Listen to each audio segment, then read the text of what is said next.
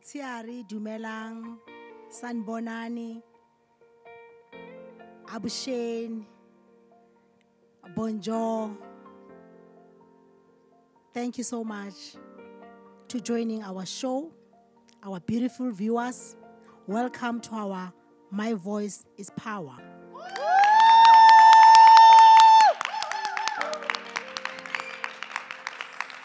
I'm sitting here today with the incredible two women. Wow, look at themselves. Look at yourself. They are really making mine fashionable, the attire. So can you tell me about why you decided to wear the PPE with the heels? Is there any specific reason that makes you to wear the way you are wearing? And also explain about that hat, the pink hat. Why are you wearing specifically pink? Thank you. We just still want to show that even if we're in the mining space, we can still be feminine about who we are, and we're still going to be putting our lashes and going to the meetings and going underground and going to the plant with this look, because this look is not the mining industry must not define us. We define the industry and we take it head on and we lead. I'm wearing the heels because I want to show you that even if I'm a woman in mining, I can still rock my heels with this attire that I needed to wear in the mining space, because safety is important in the mining industry. So I'm wearing these heels just to show you that you can be anything that you want to be. You don't have to be channeled, or you don't have to be defined by the industry that you work in.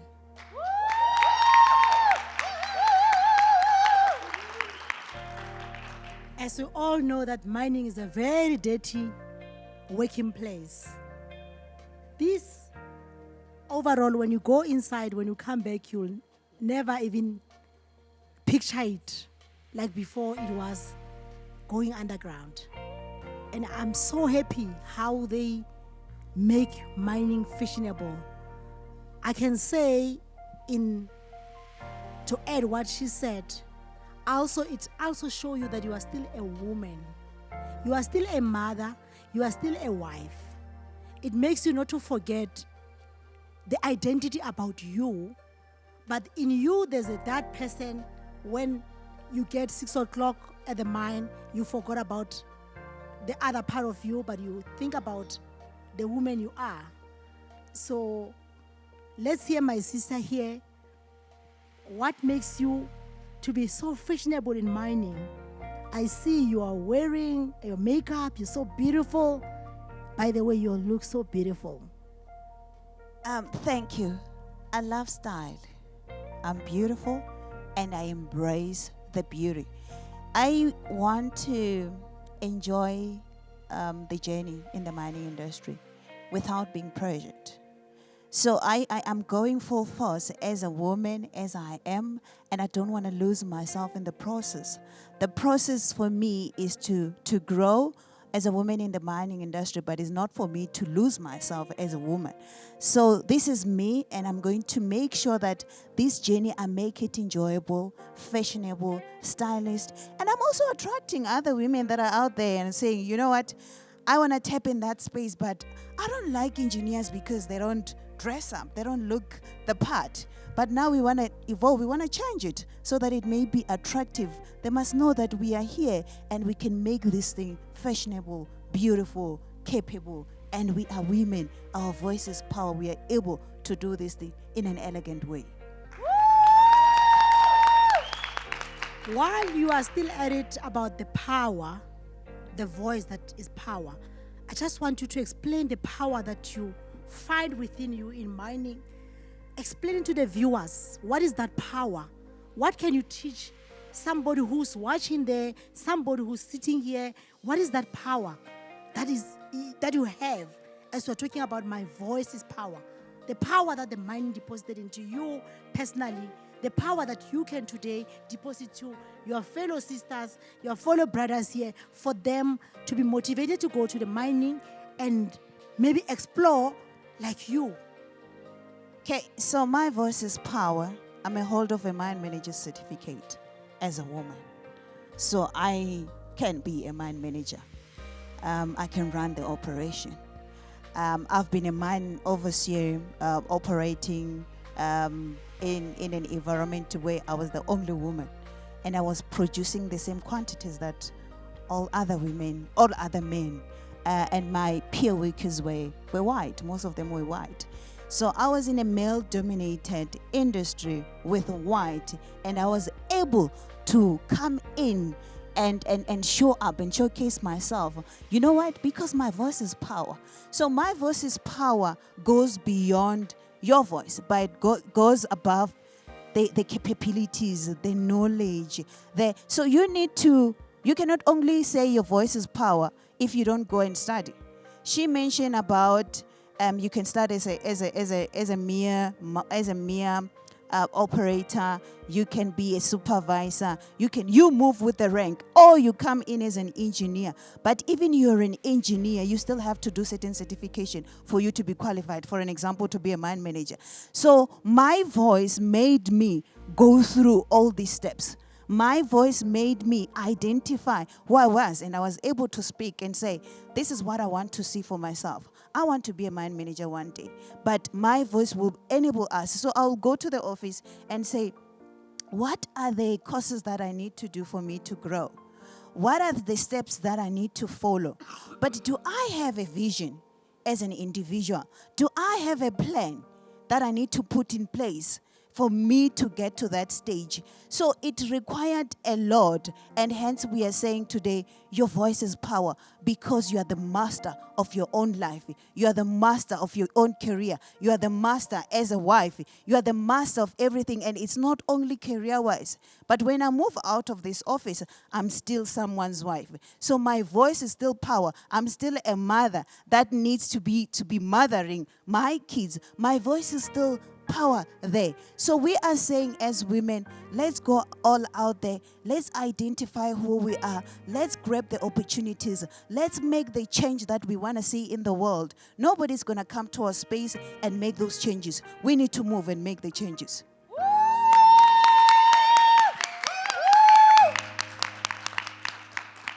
Let's hear from our beautiful viewers.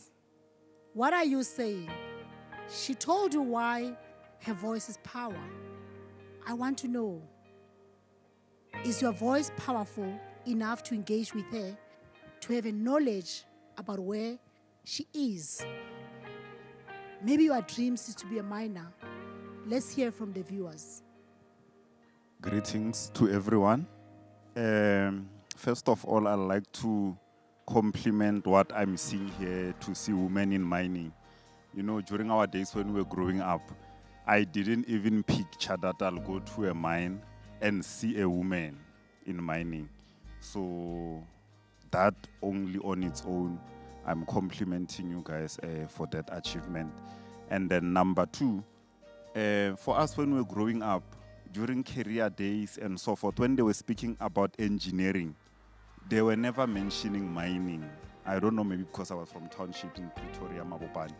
But what can we do maybe to make sure that the knowledge about mining is there in our schools, so that when we grow up or when our children are growing up, they can see it as a career that they can pursue? Because I believe we've got problems with youth, drugs, unemployment, and so forth. So having mines all over South Africa and Africa at large, I think it's a career which, if it's introduced to schools, so what can be done to, with my voice and so forth, to enter into that space of bridging that gap, so that we know about mining, so that more people know about mining?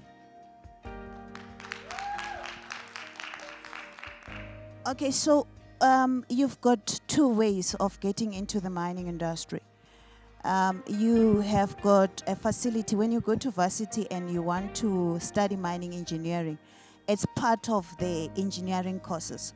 So in the engineering field, you will have your mining, you'll have chemical, you'll have mechanical, you'll have electrical. in most of the university, you on your first year you study together, you start together on your first year, and then you move as you progress on the second year to your electrical, your chemical, your mechanical. So it's already there in the faculty of engineering.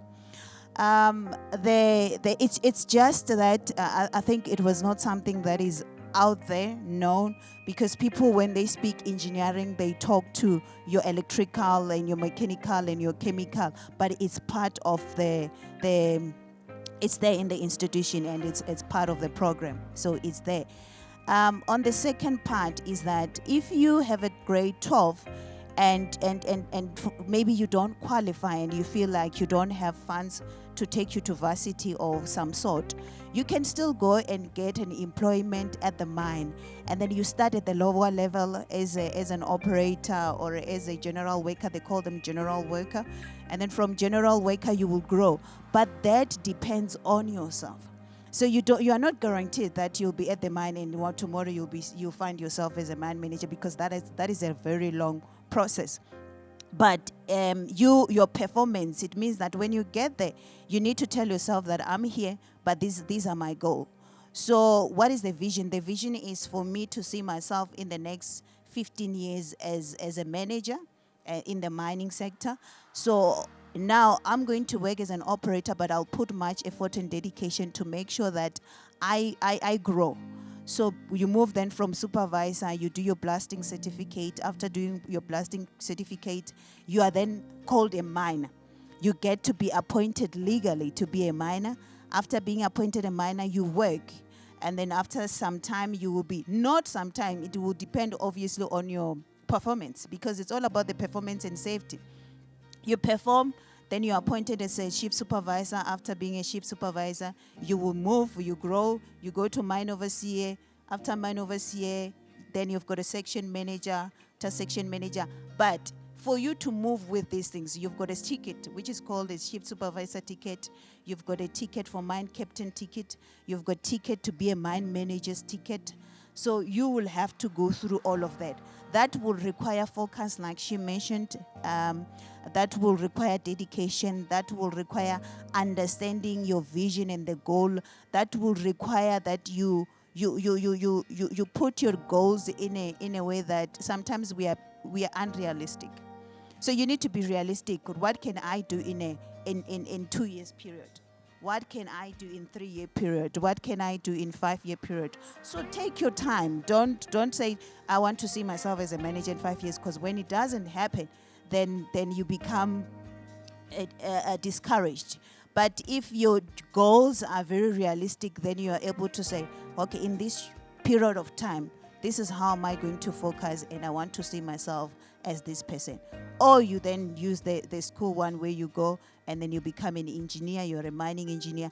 After being a mining engineer, you're still going to come back to the mine, and then you mine, you get appointed. It's just that the program is a bit faster because you've got a 4-year degree. It's then different. Then you are then do your mine manager's ticket, which is only a law. After that, you are qualified then to be a mine manager. I fortunately, I wanted to move away from the operation, and hence I moved into the space of entrepreneur. But I'm still within the mining industry.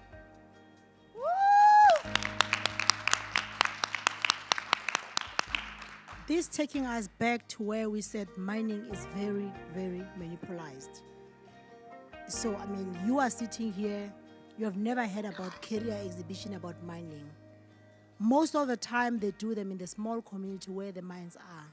They don't go broad. I wish our government, because Mentec and DMR are the beneficiary and the owner and the license holders of the mine.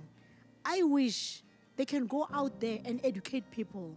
Stop closing this department, this industry as small as it is, because people are not benefiting from anything in this mining industry.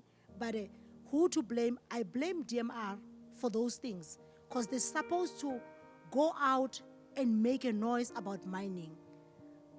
I mean, it's only in the place where sometimes people don't care about it. But if you go out there and then tell people about it, we'll have more miner. I'm an employer of miners. It's so disappointing when I went out to look for the funding to train just individual person who has a matric to go and work in the field where I'm operating, for them to get opportunity to get to blasting. But our government says I don't qualify, but I've got a workplace. So somewhere it takes us to where we are in our government, that we're not getting anywhere. It's closing a lot of things. What are we doing? What is our plan to change the whole thing for government to hear us? It's easy for me to take people to the workplace and train them, but they say I don't qualify to train people. And I've got all the skills. I've got a people that have got skills in my company to train at work. I've got the highest occupation. I've got a mine manager on my operation that can be able to sign the hours for the blasting ticket, but I can't get access to help the people out there. So what I'm saying, the viewers, as you are here, I'm saying, let the government open doors for this industry. Let it be dominated by other people.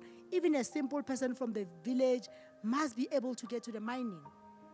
I was going to be able to train at least 50 people for 2 years.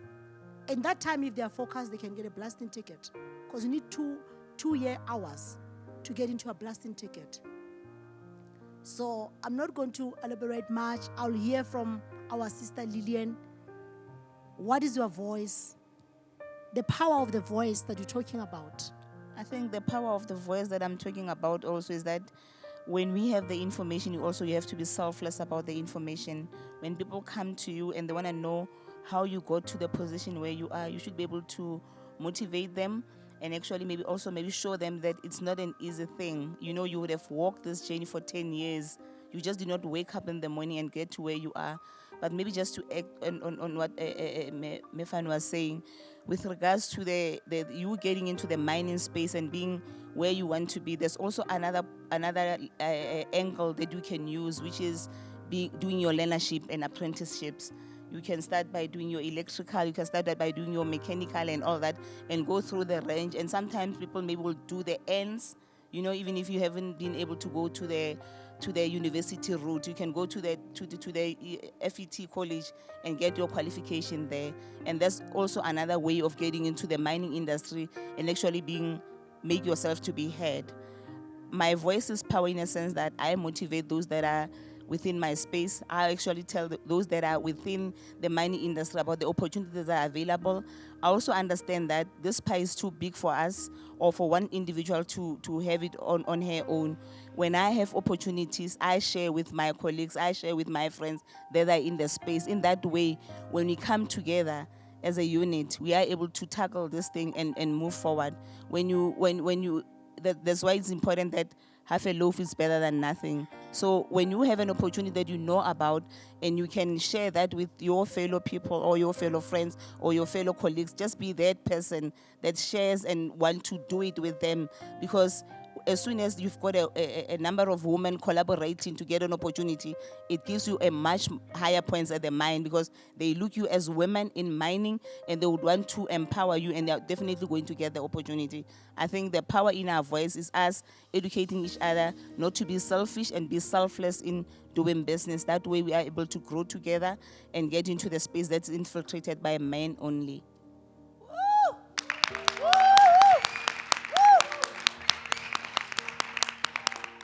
In closing, I'm going to challenge my fellow sisters here, my fellow miners, to say, how do you feel by mentoring each of you 10 people to get to the space of mining and understand mining, including myself?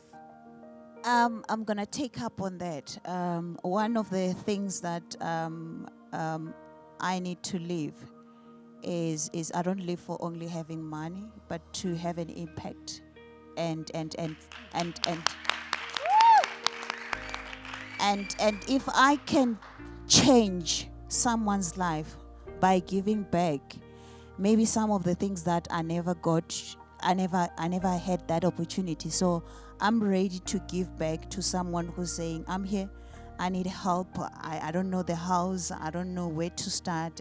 I don't know how to do it. And even in my company, we're doing the community hub. So we identify someone within the open community where we are operating.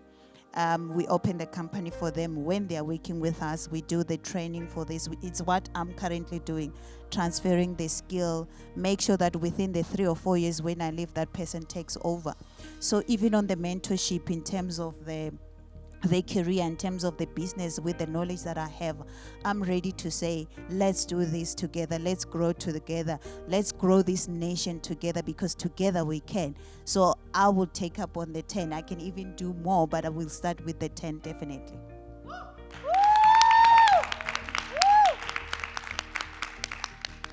Our viewers, as she's saying, she's available for 10. Mentorship is not about you want to see a person every day.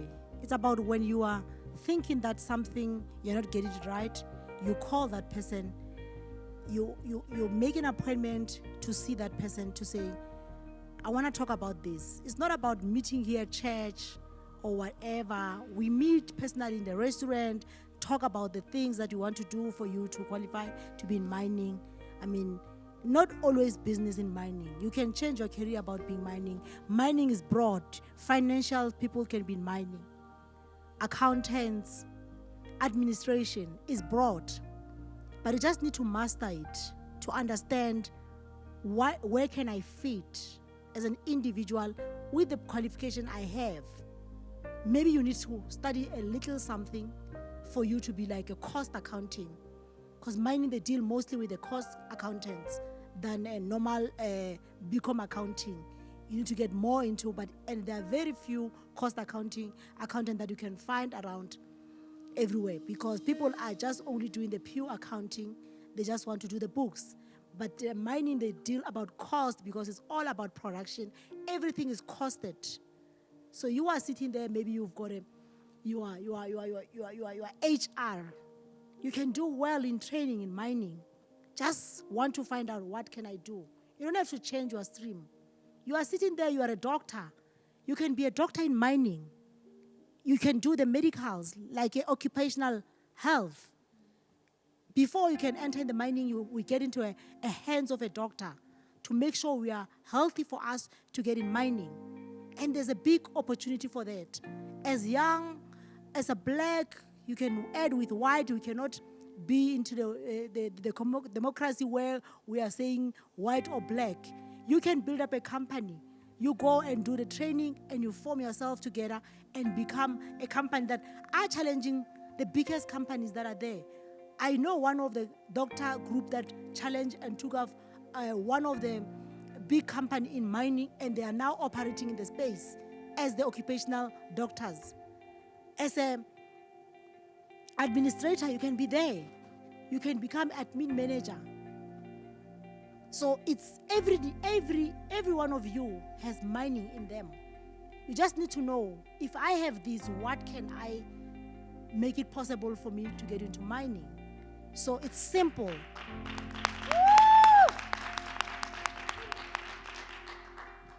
I'm also up for a challenge. I'm taking the challenge because where I'm sitting today, I know there were men and women behind me who mentored me, who believed in me. So I would also want to make a difference to the disadvantaged that would want to have an information, that would want to be mentored.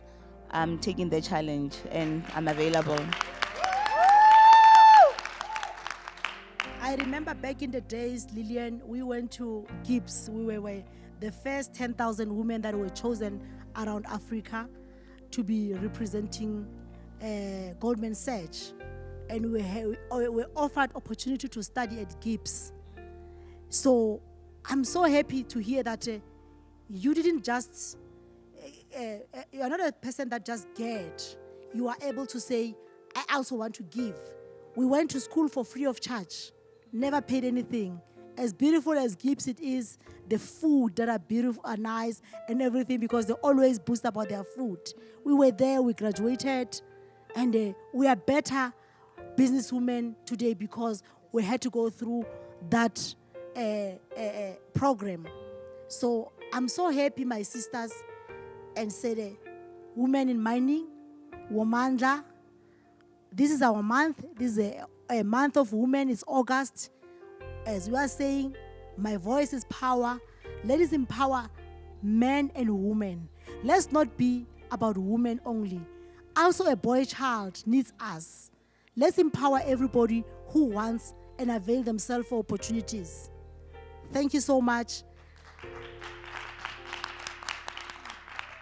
We are going to try and get the DMR to come here one day in our show to tell us why are they not making mining to be visible. They must tell us that secret, and we have to run with it until we get to the bottom of this. Maybe this show will help you at home, sitting there watching it, and maybe transform you. You might give hope about your life, but this show might help you. The voice is power. I'm an African woman, and my voice is power. My voice is power because one of the days I was offered to be a woman that employ black and white. At the earlier age of my life, the stage of my life, I was an employer. Sitting here now, employed more than 300 people. I feel like my voice is more powerful.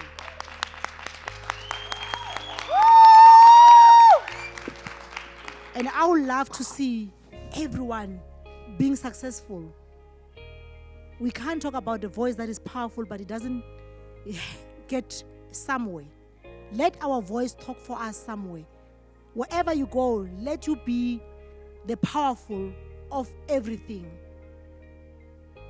Let's get this voice to be more powerful, to accumulate the wealth. We're still going to invite a lot of people in this show. You're still going to meet the women in rail, men and women that are in rail, men and women that are in medicine.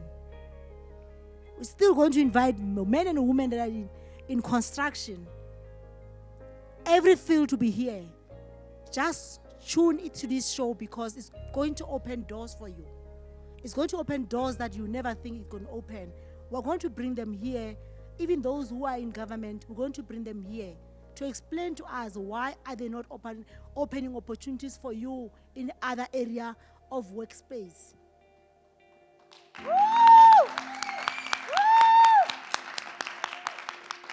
Thank you so much. Don't forget to tune in every Thursday on My Voice is Power. We'll be coming with incredible mind people that are going to educate you more and more. This is about your prosperity. Remember that. It's not about me. It's not about these two. It's about your own prosperity. We are bringing people to educate you so that you can progress and be successful. We are building a wealth. We are building a history that will lead us to wealth. Thank you so much.